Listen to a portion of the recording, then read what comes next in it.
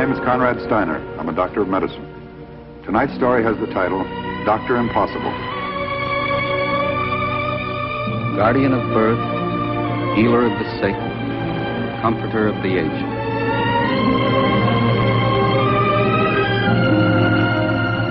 To the profession of medicine, to the men and women who labor in its cause, this story is dedicated.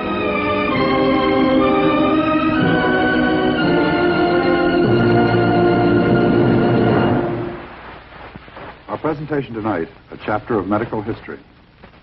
The object in point, a hypodermic syringe and needle. The case in point, William Stewart Halstead, age 32, graduate of Yale, graduate of the College of Physicians and Surgeons, visiting surgeon to 7 New York hospitals. His career to date has been brilliant and swift, but soon he will journey to the depths of defeat and despair. This is surgery, 1884, at a famous New York hospital. Halstead's 2 assistants, Doctors Kemp and Latimer, are in attendance. Nurse Rogers adjusts the shade since the only light source at this time is daylight. The scheduled operation, drainage of an empyema of the gallbladder on the verge of rupture. The patient's ankles and wrists are strapped to the operating table. The patient's sense of apprehension tends to mount at this time. The anesthesia is prepared by Dr. David Morgan, intern. Since anesthesia has been in use for more than 20 years, surgery is no longer as dangerous as it once was. Now more than 50% of the patients survive. The surgeon on the case, Dr. William Halstead. Gentlemen. Good morning, Doctor. How do you feel? Don't worry.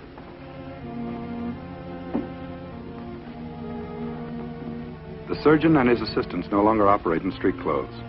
They wear garments specifically reserved for surgery. This has at least one beneficial result. It helps keep their street clothes clean.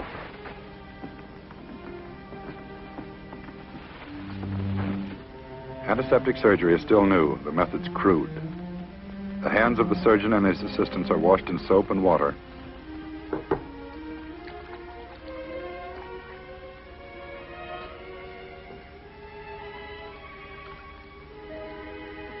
Then rinsed in a mild carbolic acid solution. But in the years to come, all this will change. And this is one of the men who will help change it, William Stewart Halstead. Kemp, will you get the instruments, please? Yes.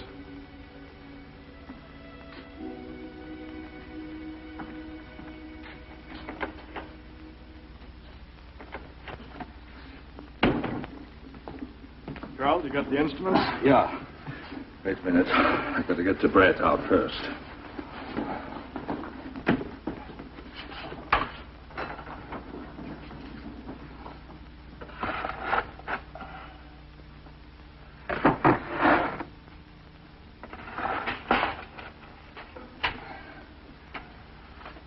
All done? Well, they should be. They've been in there more than 15 minutes. Ought to take care of them bugs. That bread ain't ready, though.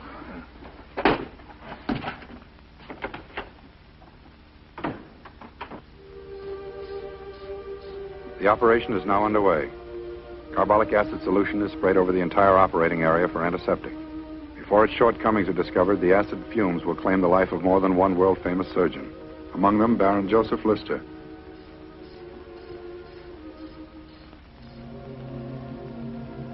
The operation is now complete. How does she look to you? She took the surgery in stride. Getting over the anesthetic is something else again.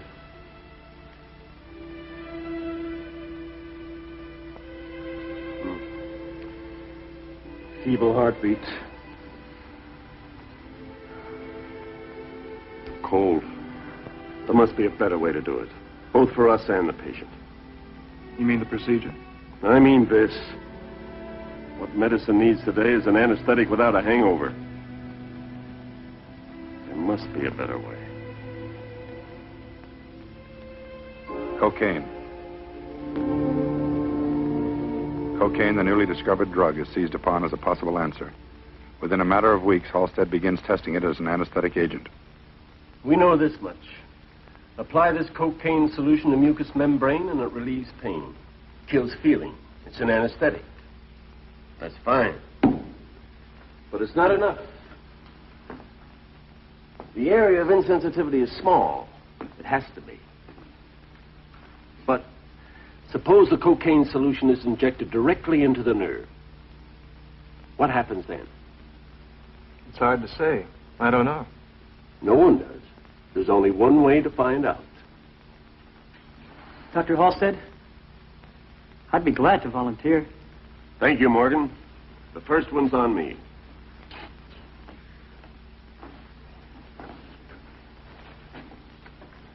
It's still possible the cocaine may do more than just to sensitize the nerve. It may kill the nerve altogether. We don't know.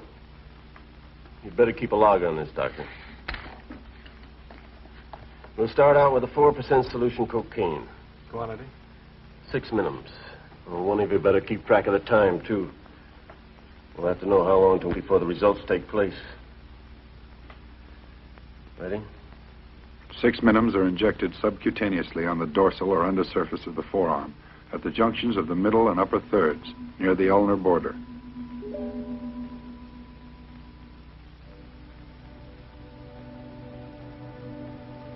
How long is it now? 2 minutes. All right, let's see. No sensation. No sensation. The cocaine apparently blocks the nerve from the point of injection to the periphery. Then you found the answer. Only half of it. We still have to find out if it's temporary or permanent.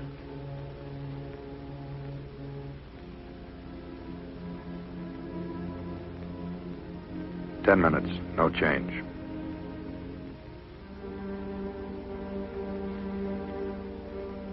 "20 minutes, sensation beginning to return. 25 minutes.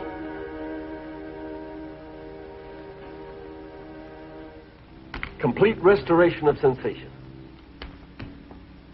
We proved just one thing, gentlemen. Cocaine is able to anesthetize the ulnar nerve. And that's all we proved. Now we're going to find out if it can do the same to every subcutaneous nerve. To the sciatic, to the brachial plexus, to every nerve in the body. I'm going to need help. You've got it, Doctor. Good. We'll map out all the nerve systems, arrive at optimum dosages, duration of anesthetic effect, after effects, if any. I don't anticipate any problem there. My arm's completely normal. I feel fine. Day after day, Halstead and his associates inject themselves with larger and larger doses of cocaine. No problem of after effect is observed. A few weeks later, Halstead demonstrates spinal anesthesia for the first time, once again using cocaine as the anesthetic agent. The fold of skin caught up in a clothespin is without feeling. The spinal block is complete. January 1885. Experiments go on. Success follows success until a Saturday evening.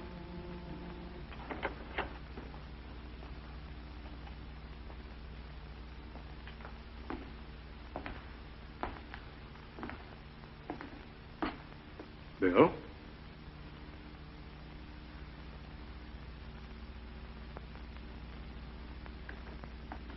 Bill, what are you doing down here all by yourself?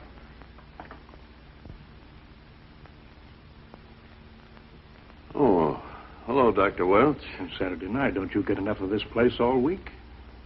Let's get out of here. Take a walk. Get some fresh air. How about it? Bill? What's the matter? I don't know. I'm not sure. Look, you've been doing wonderful work, Bill, but don't you think that you've been overdoing it a little bit? Overworking, not eating, not getting enough sleep, that's no good. You're smart enough to know that.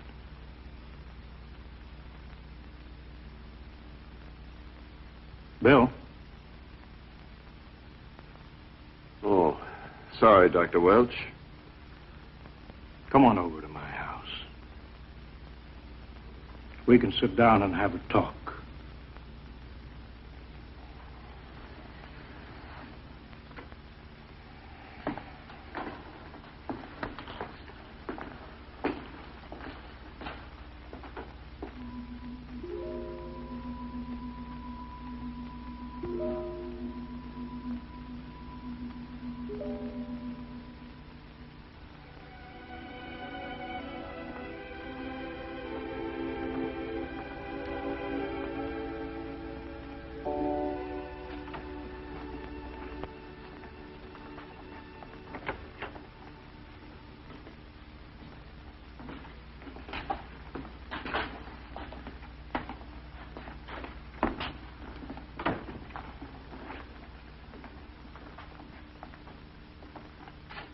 Usual gloomy Monday, gentlemen?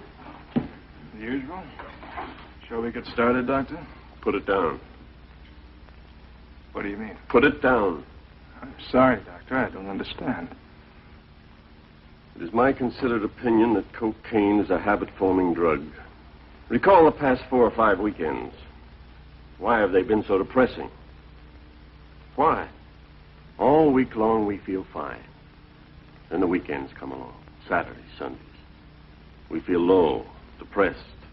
Can't wait until we get back to work. There's not one of us that has any interest that lies outside of this room. Why? Well, maybe it's just overwork, Doctor. Maybe we got ourselves too wrapped up with all this. Face up to it, gentlemen. It's not the work that's driving us anymore. It's a drug. We proved one thing more about cocaine than we intended. It's a drug of addiction. And, gentlemen, we have become addicts. Oh, my God.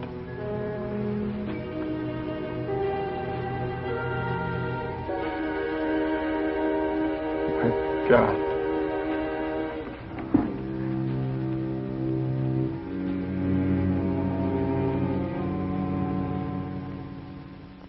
March 1885.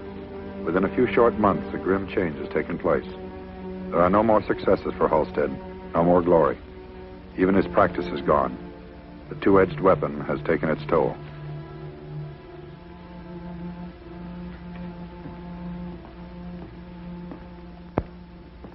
Delmonico's, this ain't, but that leg of lamb won't kill you. Take at least a few bites. You're insulting the chef. Mr. Brown, eat. Hello, Max. Hello, Max. Say better hello to the leg of lamb. Not hungry. Not hungry today, not hungry yesterday, not hungry last week. Something's spoiling your appetite, Mr. Brown. It's all right, Max. How much do I owe? You didn't eat, so you don't pay. You're a good medical man you should see. Why not tomorrow? A good doctor friend I got up on 4th Street. Maybe tomorrow you see him, huh? I don't think so, Max. Good night, Max. Good night.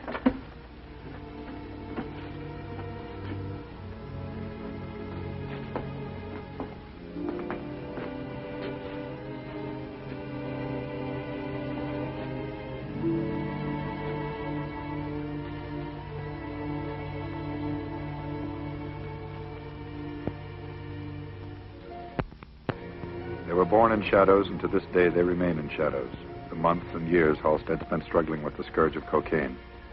In later years, there will be speculations, theories, rumors, and denials. All we know is that these were times when Halstead walked among the shadows, and he walked alone. And what of Kemp, the studious one? He too moved into the shadows. There was one letter from California, strained, tortured, and then silence. And Latimer? Almost at once he turned toward the shadows and they closed around him. And the young intern, David Morgan, little more than a boy. What of him? September 1887, 3 years since Halstead moved into the shadows. Excuse me. I'm looking for David Morgan. Does he live here? Why, you're Dr. Halstead, aren't you? Yes. Please come in.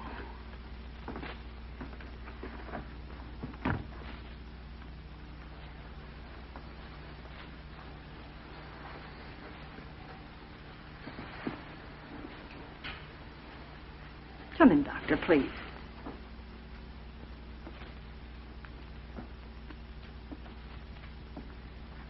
Doctor, please. Thank you.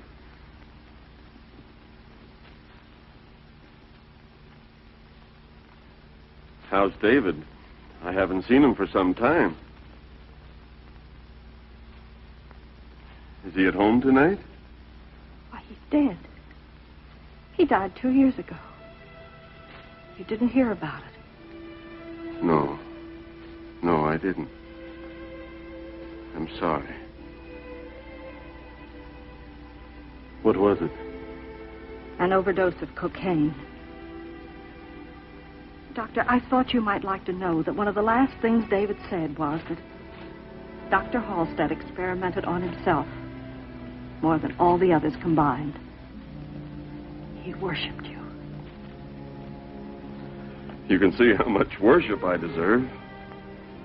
You need a haircut. Yes, I suppose I do. That suit could stand cleaning. A little late for that. Afraid I'll have to burn it. Not at all. A little sponging would do it a world of good. Why, even with David's suits,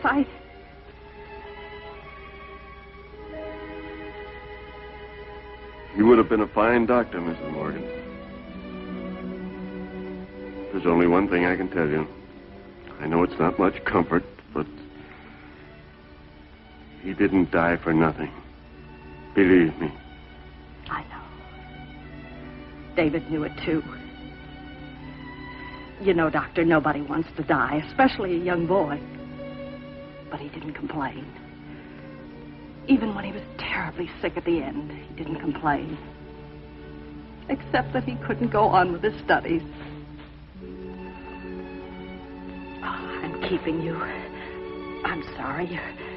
You're probably expected at the hospital. Not exactly expected, Mrs. Morgan. But that's where I'm going. I thought you might be. Good night, Doctor.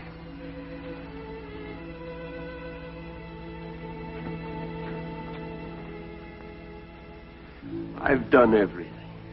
I've tried everything. It's no good. No good at all.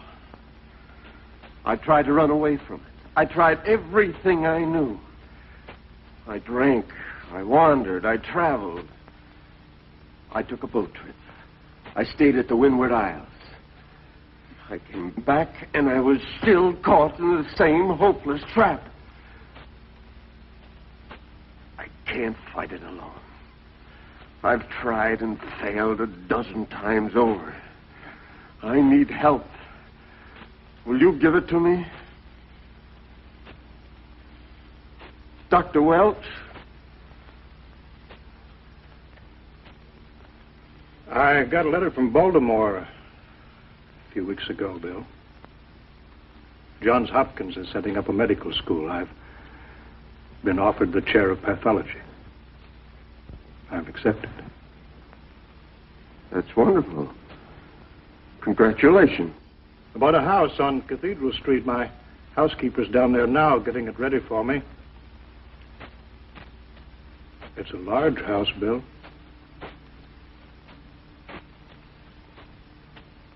Like to come along?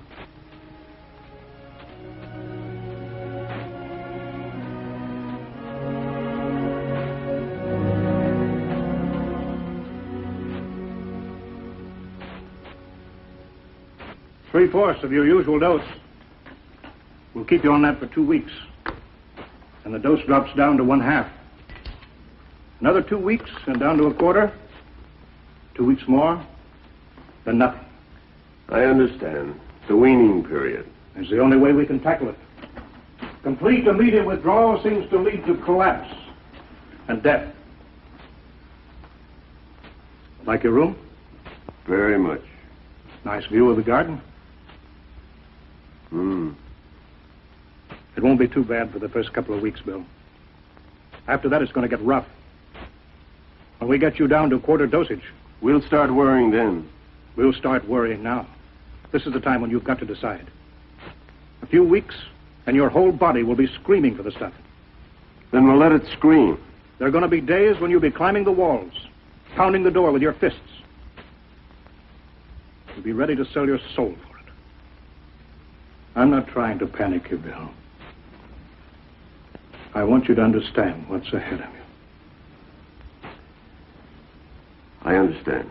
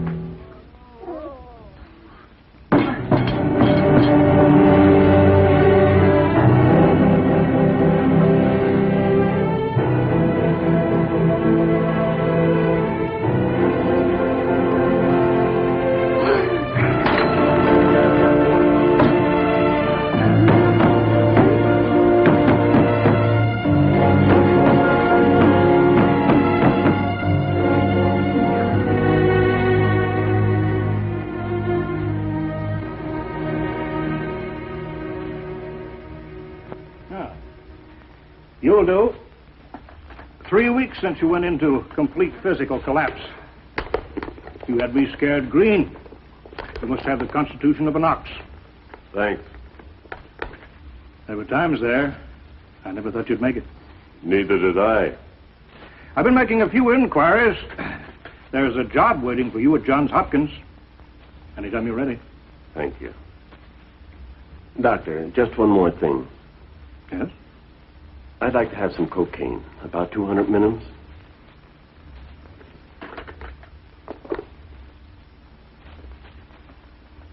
$200 minims, a symbol of struggle, but the struggle has been won. Johns Hopkins, 1887. The man who was lost is found. William Stewart Halstead resumes his work. Work which will leave a mark and a memorial in almost every field of modern surgery.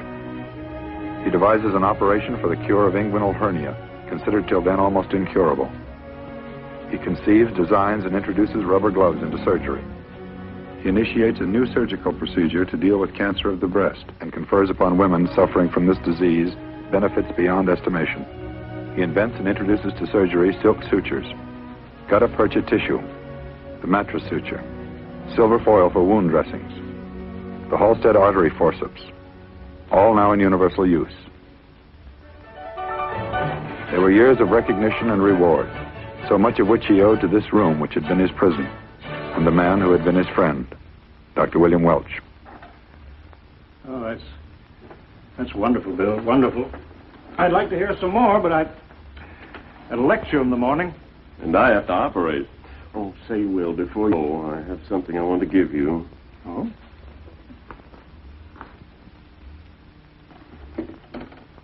Been meaning to return this for a long time. 200 minims. Looks like it's never been opened. It hasn't. Good night, Will. Thank you. Good night, Doctor. Thank you.